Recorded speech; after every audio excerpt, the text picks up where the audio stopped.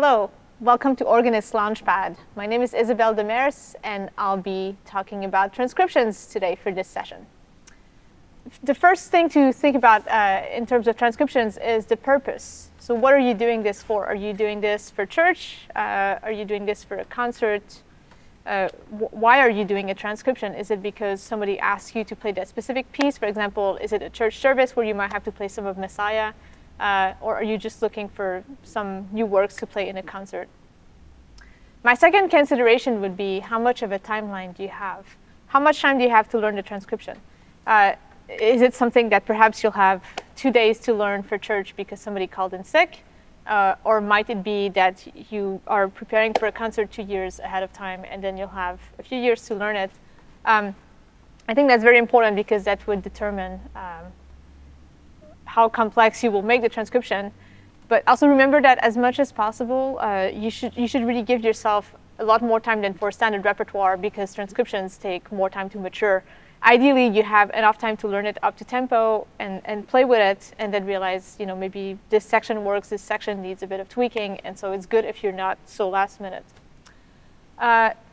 Do you have a choice of what piece to transcribe? And so, for example, I'm thinking in a church setting, you might just be told that this is what the choir is doing and you have to learn it.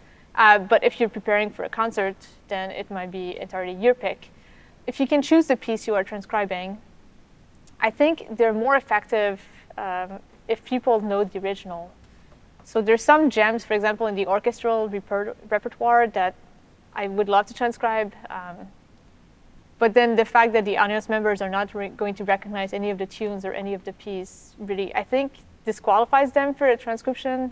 It will be a beautiful piece of music, but it will not help the audience member to establish a connection with the work and with the performance. So as much as possible, I think it's better to choose well-known pieces that will, I think, make them more special within your program, and they'll be more useful. You'll be able to take them on the road a little bit more. I think maybe the most important rule in terms of transcription writing is do not over-complexify it. So in this case, simpler is better. You don't need to include every note of the original score. And while we all want to do complicated things with lots of thumbing downs and double pedal and all of this, I think very often you'll realize you can get to a much better version by actually simplifying a little bit what you were planning on doing. You should also think about which instrument you'll be playing on. And again, I think that's the case that maybe sometimes you might be asked to transcribe something for a specific occasion. And so then you would have to think about what the instrument is and can your transcription work on that organ. And I'll give a few examples. I have to play a concert on a Swedish Baroque organ. And so with no pistons and more limited stops and also a very unequal temperament. And so I decided to transcribe some music by a Swedish Baroque composer, which fits all of my criteria. There will be a connection with the audience members because they'll recognize the original work. It's a very popular piece of Baroque music in Sweden, not elsewhere in the world, but in Sweden, yes. But also it will work well with the instrument and it will be very doable on that organ. A few years ago, I had to do a transcription of Stravinsky's Firebird, and this was for a Puget organ in Toulouse, which had no pistons on the ventals, and so this was possible, but while preparing the transcription, I really kept in mind places where I could use the ventals, change stops, so maybe here, like keeping a hand free so I could go and pull a few things. So I think essentially everything is doable, but you do have to keep these things in mind as you're doing the transcription. If you don't have a specific instrument in mind, I would suggest maybe thinking of your usual 2-3 manual eclectic instrument. We all want to be playing in the Wanamaker every week. That doesn't happen to most of us.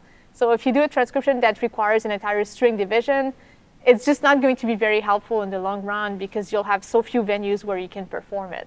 So keeping it, I think, a little bit more simple and suited to just your standard organ, I think makes it a lot more portable. You'll get a lot more mileage out of your work than if you make it very complicated and needing 5 manuals and very specific things. So I always start transcriptions. Actually, even before I start transcribing, I spend a lot of time just listening to the music, sometimes with the score, sometimes just even just in the background when I'm doing something else, I usually get to the point where I can pretty much play the piece by ear, just because I've listened to it so much. It might not be complete, but I have a very clear idea of what is important within the texture, especially orchestral works. So I won't be able necessarily to play the viola part, but if the violins have the tune, I'll be able to play that.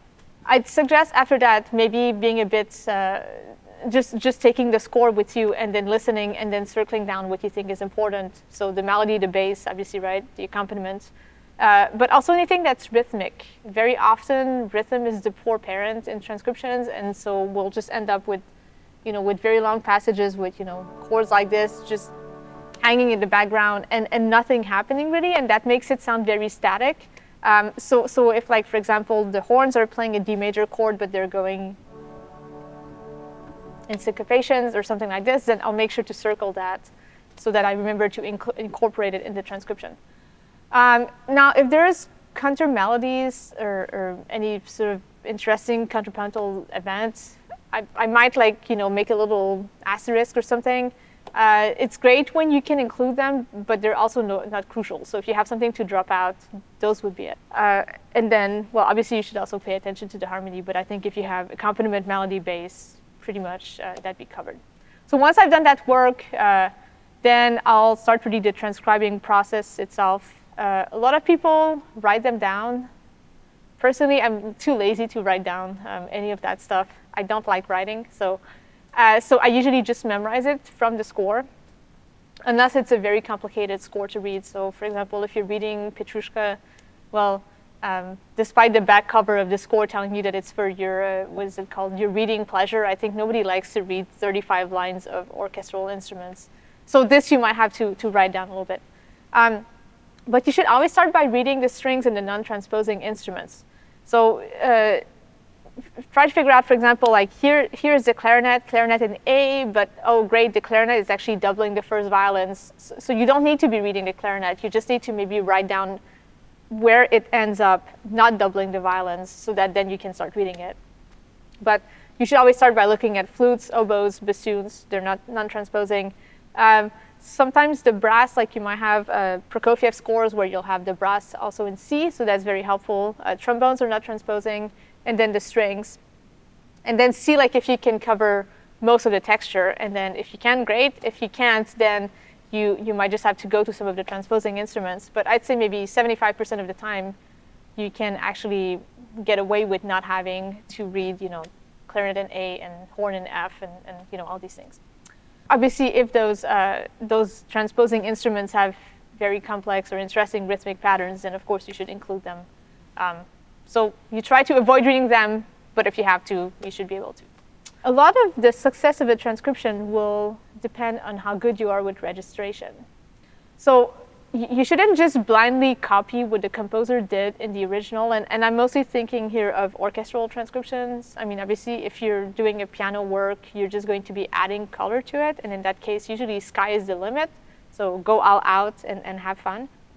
If you are transcribing something for orchestra into organ, don't just copy what the composer had just because that's what he had.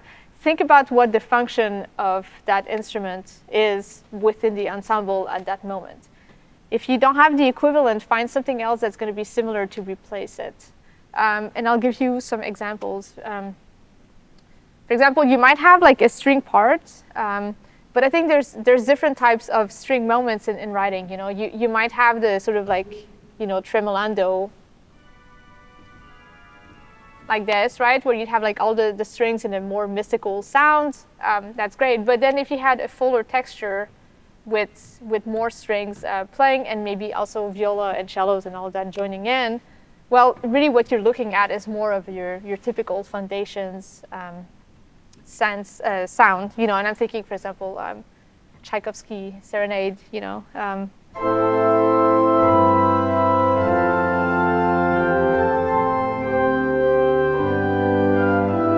For example, this, I mean, nobody would go and actually play this just on the strings because, well, that's written for strings. I mean, it would sound a bit disappointing, I think.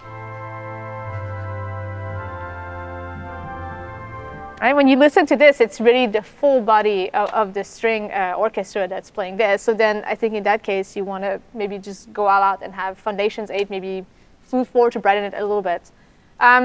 If you had something like woodwinds, if they play by themselves, well, that's great. Then that's a solo. Just find a solo. Just find the stuff that sounds the best on the organ. You know, I think on this instrument, it's the oboe that's really the best solo, right? So if you played.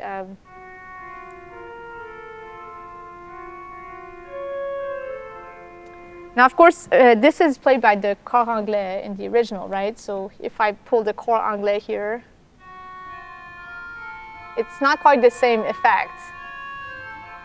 It's a little bit acidic in your face. I could try to improve it with the harmonic flute. It's still not quite the same. It doesn't have the dark color of an English horn.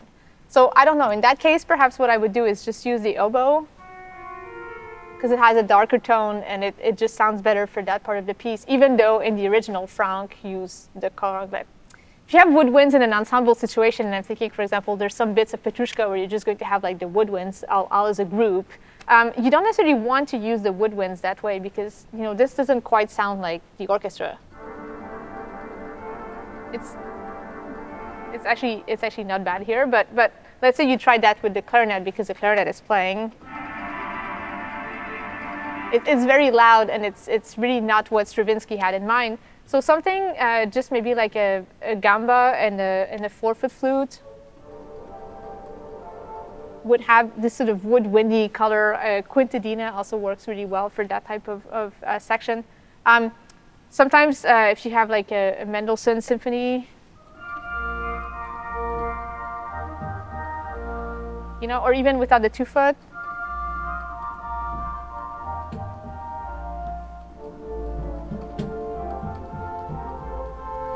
Well, I think have a color that's a lot more similar to what the orchestra would do than if I actually was using, say, the clarinet to play this, you know.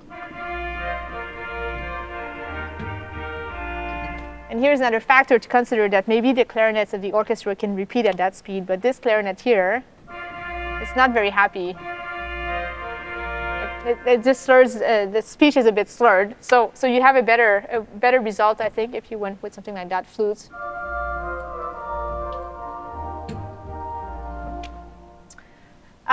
Also think about which part of the range is ideal for solos. So in the orchestra, for example, the clarinet sounds quite good all the way up to maybe like soprano A or something like that. You know, you might have a passage. But on most organs, I think clarinets are good pretty much like in the tenor and alto range. They're not so great once you get to the soprano sound, right? It's just a little bit unpleasant. So maybe this is a place where you think, well, here I have this really lovely flute, and that's what I'll use for my solo. Anyway, it will come across, and it will still play the role of a solo, but it will be a much prettier color than if I were using the clarinet, which is not really good in that range. Same thing, for example, if you have like a French horn on the organ, and we don't have one here, but you know, French horns don't really go above soprano D, or I mean, if you have a really good French horn, I think they might go a little higher. But so you wouldn't really assign like a solo to something like a diapason up here, right? Again, it's just not it's not the prettiest sound. So I think just being smart about finding out what sounds good in what range on a specific instrument, and then sticking to it. And so another thing about French horns, you know, they sort of play almost like that hybrid role where they are brass instruments, but they can also really tone it down and be very mellow. And so sometimes they'll just play chords, right? So again, like this is something that sounds, I think, very good on diapasons. But if you had a French horn on an organ, it's really a solo stop, and it's not designed to play chords. And so you would not want to play chords on a solo French horn. So you'd want to use maybe the diapasons. Brass can have this very metallic tone, but at the same time, if you use it by itself, just like this, sometimes I think it's a little bit thin, right? It lacks the depth that a brass section would have. So this might not be a bad idea to just boost it up a little bit. Just, you know, sounds a little bit more organy, but just adding a bit of foundations and maybe even like a cornet or something to strengthen it so it doesn't sound too narrow and thin. And then this organ does not have a harp, but if it did, just every time you see harp in the orchestra score, don't use the celesta. They don't really play the same role. And also, harps and the organ very often don't have very good dampers, and so having this massive sound that's just constantly ringing is not necessarily what you need. You don't have a harp anyway, you can usually just use like high pitch, and it's just an effect anyway. Here there's this jeu de clochette, which sort of plays a similar effect, and it's quite lovely as a contrast. If you use very distinctive timbres for the various parts of your transcription, your balance does not need to be quite so perfect. And I'm thinking, for example, Meistersinger Overture, if you played this. So you probably play on a bit of a bigger registration, but let's say you decided to have maybe the brass section on a different manual, which would sound like this. So even if your balance is not perfect, just the fact that the two of them have such different tones, it really doesn't matter that it's not balanced perfectly. We will still be able to hear both components just because the timbres are so different. Now, one more thing about registration. It's not really enough to imitate the sound of the instruments. You also have to imitate how they play. I'll give you an example. The opening of Tannhäuser, is played by horns and clarinets. And so if you play all of that sort of a franc legato style, very smooth,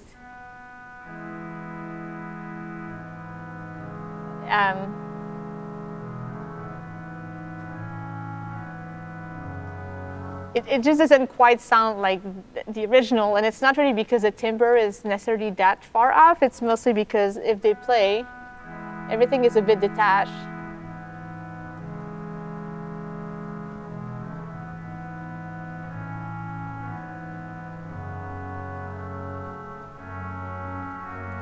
And so maybe what I do with an excerpt like this, I would just play with it a little bit until I figure out which notes to hold over and which notes to repeat.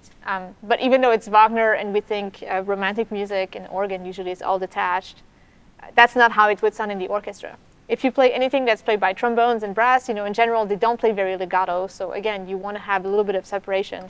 If, on the other hand, you're imitating strings, well, strings are just very smooth in general. So if your legato is not perfect, I think it's going to be quite obvious and really take away from the experience. If you are doing crescendos and decrescendos, I think that's maybe the main difficulty of organ transcriptions. You should really think about places where you can hit the pistons and operate the boxes. So when you are transcribing the work is the time to do this. So maybe keep a foot that will be free and can alternate between, say, a sequencer and the expression pedals. Or maybe one of your hands, you'll be able to go and hit a sequencer with knuckles. That's a little bit more dangerous because you never know where those buttons are. I feel that sequencers are more, it's a bit more standard that they are always located to the right of the expression pedals. But it's very important to keep this in mind because if not, you're going to end up with a finished product where you don't have any room to hit pistons. And that's more problematic, I think, than not having all of the notes. The same thing goes for double pedal. Like I think especially with the advent of pedal dividers, it's so easy to just maybe put the melody in the pedal and then have the pedal, the bass, in the left foot. The problem with this is if you have both of your feet busy, you cannot do any expression pedal, which is really a problem if you're playing the melody. And I'm thinking, for example, if you were playing, I don't know, Sleeping Beauty from Tchaikovsky, right? I mean, no respectable oboist in an orchestra would play all of that at the same volume,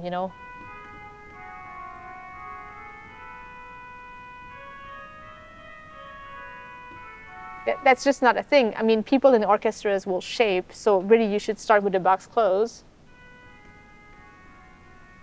Maybe open on the long note, and then close again. And then so forth. But if you were playing this with your right foot and then bass with your left foot, there's just no room there for you to do any box, so you'll have to just keep the box open And then it's not that your playing is not good, but of course it doesn't sound like the orchestra just because you're not doing any dynamics. So I think like double pedal probably is better just when you can be at a constant volume. Usually that will be when you're like on the 2D and the piece is about to end, and it's okay, you can have your bit of double pedal, but otherwise try not to have a too busy pedal part so that you can actually take care of pistons and the expression pedals. Now, just a few things that orchestras will do that are very difficult to duplicate on the organ. So one of them would be repeated notes. And especially if you're playing any sort of Russian work that has these exciting climaxes, they'll always have a lot of repeated notes. And it's very hard to do things like, right, for long periods of time. Especially if you have to do this on reeds. Even if you have the technique to do it, what are the odds that, this would repeat really well? Right? I mean, it doesn't, right? And it's not entirely me because I can repeat on flutes, but not on reeds. So what can you do about this? So one thing you could do is maybe just repeat part of it. So instead of doing this, right, maybe you can just repeat the top.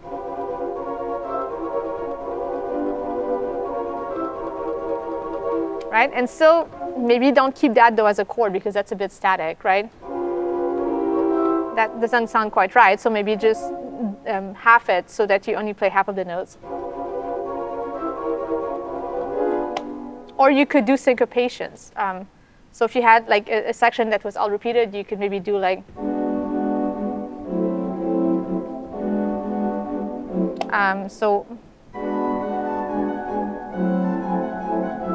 instead of having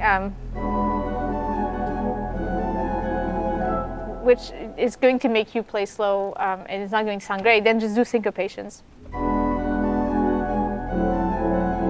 So you still have some rhythmic interest, but it's a lot better suited to organ, and wherever you go, probably that's going to work while repeated notes. It really depends on how well the voicing is done. If you're doing tremolandos and things like that, it's good to not do this where everything is repeated. It's good to maybe keep the top or a few notes. You could decide to keep the octave and just tremolando in the middle. You could keep the bottom and then do the top. That's a lot harder to play. And you could decide to just keep maybe this and then do this. So there's sky is the limit in terms of possibility, but it will sound a lot better if you're not doing this. Because in that case, there's no continuity, and this is a lot more, a lot less active. Also remember that anything that's going to be soft with the box closed, it doesn't need to be actually that fast, right? It can be quite loose and actually not even really well articulated will sound better than if you're very active with it, which will go against the mood. So usually if I have to do it in both hands, I'll keep the top and the bottom. And I'll sort of make a point to not play the tremolando quite at the same time, so it fills the texture a little bit more evenly. One thing that the organ is sort of infamous for would be just to be a very static instrument. And of course, like sometimes in the orchestra, you'll have chords in the strings or the horns or something, and they'll just be keeping them for a long time. But the difference with them is they'll actually find a way to shape them with crescendo, decrescendo. And so if you can do that, that's great. But if you can't, it's good, again, like if you don't have this like holding for, I don't know, 5 measures or something, because it does sound very static and it completely kills any sort of forward momentum you might have. So in those cases, like, yeah, you might want to think about like, again, maybe tremolando in the middle or something like that, or having some sort of syncopation, anything you can think of, not to just have very long pedal notes and very long chords that are very static. So I'd say once you've really looked at the score, you've listened to it, you've written it down, then you try to learn it and play it at tempo and see how that goes. And then I think it's good to really spend quite a bit of time toying with it and seeing how much you can improve it. I feel that every time I play some transcriptions, I always change a few notes here and there. just depending on the instrument and what sounds good. And then be very creative in how you register it. Again, you're not limited by what the composer wrote in the original. Really, I think the more creative you are, the better it is. Now, just one last thing about this. So I think some transcriptions you might want to make them sound like organ music, and I'm thinking, for example, the Franck Symphony, because it's a piece that could really well be an organ piece, except that he wrote it for orchestra. And in fact, I think orchestra musicians complain that it sounds too much like organ music. So I think that's one where it's very nice if you can register it in a more French style. And so maybe in that case, you'd be using a more terrace-like type of crescendos. And maybe you'd be using a lot of cornet, so that you have that French sound with the reeds and the mutations. But in general, though, I mean, like in orchestra music, there's just like not very much that's built using that's written using that type of a sound. I mean, you don't have orchestras in the instrument that play a fifth above or a third above. And in fact, the only piece I can think of that uses something similar would be the Ravel Bolero, where you have the, right, where he's doubling everything in chords in major triads, and it's a very cool effect. I mean, he essentially is recreating a tierce and an azar, just with different instruments. But nothing else sounds like this. So I think you want to stay away from registrations that sound very organistic. So the cornets, I think, are a dead giveaway. Again, like this is such an organ sound. Like you're never going to have any other instrument sounding like that. So it's really going to take away, I think, from your orchestral sound. And I would also be very careful about how much upper work you're using. Again, like there's no instruments in the orchestra that plays in like mixtures. Nobody plays in these very high pitch fifths and octaves. And really the texture is not dominated by piccolos either. So, in a way, I think you want to be creative, but maybe like as much as possible, you want to limit your palette to 16/8/4, maybe 2 occasionally, and maybe for the climax, then you can add the mixtures or something. But really think of using things like the reeds a lot more in crescendos and to reinforce your sound than using mixtures and things like that, which again don't sound like the orchestra.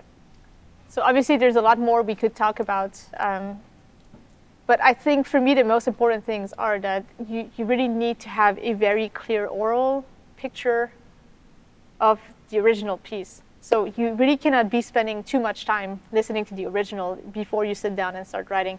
If you start transcribing at your desk and you don't really know what it sounds like, you're not doing it right. And same thing that when you have your finished transcription in front of you, if you cannot say like, oh, this here is played in the original by the violins or the oboe without looking at the score, you have not listened to it enough. So thanks for tuning in on this session on transcriptions. I hope there will be many in your future. Thanks for listening to Organist Launchpad.